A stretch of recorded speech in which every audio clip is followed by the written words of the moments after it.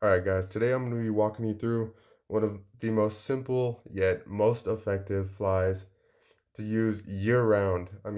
I don't go anywhere without one of these flies in my box at all times, and in multiple colors and sizes. It is one of my favorite flies by far. As you could tell by the title of this video, it's called the WD-40 fly. Now this is a slight variation just because typical WD-40s are tied on a curved shank hook, like a scud hook. Um, but I like to tie mine on straight shanked hooks. I haven't noticed a huge difference in success rates or even hookup rates between the two, and I have tried both of them. So it's just a personal preference and the way it looks to me. Today I'm using a size 16 nymph hook from Umpqua, and it's a model 6200 BL. Size 16 and 14 are my favorite sizes by far, year round. I don't really stray too far from a size 16. And my most productive color by far has been an olive WD-40. Next up would be the gray. And then from there I kind of have fun with it, do reds, purples, you name it. Um, but olive has definitely been the number one most productive WD-40 color that I've used on any body of water I've ever been to. It's actually very simple. The ingredients to this fly are simply thread to match the color of the WD-40 that you're going to tie. Right here, this is a partridge feather, but you can use really just any feather that's white, like this one, because it's white with some black speckles on it. And you really want some length to each fiber. That's the main thing, because you want it to be long enough for the tail and to make the length of the entire hook shank. And the third and final piece of the puzzle is some dubbing. Right here I have fine natural dubbing, and it's in a muskrat gray. I like gray for the front, the thorax, I guess you could call it, um, to build with. Just, it doesn't matter which color I'm using for the thread and the rest of the body. I like to use gray dubbing at the front. I really like the way it looks, and it has caught tons of fish for me. So we're gonna go ahead and get started. I'm gonna go ahead and get my thread started on here. When I start my thread, I like to leave about a hook eyes space in front of my thread when I start, and that's just so when I finish the fly, it's not built up too bulky at the front and crowding the eyelet.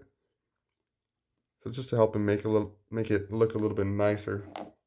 So I went ahead and got my thread all the way to the back end. And what I'm going to do here is tie in the tail. So the tail, my general rule of thumb is to make it the same length as the hook shank, which is the straight part of the hook, all from the back of the eyelet to where the curve starts. So it's about, oh, these feathers are uneven, so let me break those. It's about right there. So I'm gonna go ahead and pinch these where I'd like them to be. Make one loose wrap, tighten it down, 2 wraps. I do a third one just for, peace of mind. Not necessary. I'm going to begin wrapping forward, and as I'm doing this, I'm actually building the back half of this fly. It's a very simple fly. I'm going to stop about 2/3 of the way forward. I'm going to go back to the tail section, and all I'm doing here is building up this body a little bit thicker, but you don't want to make it too thick. You do want to keep a slim profile. If you make it too thick, you kind of take away from the ball shapeness of the front of the head that I'm about to build for you.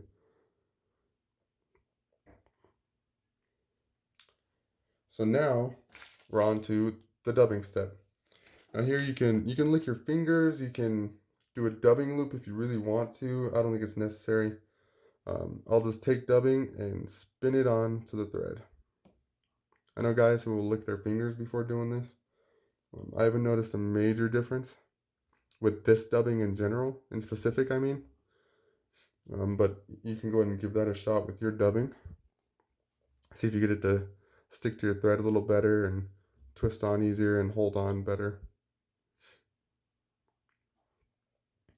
And you don't want to put too much dubbing on here. There's no reason to try and bulk up right away.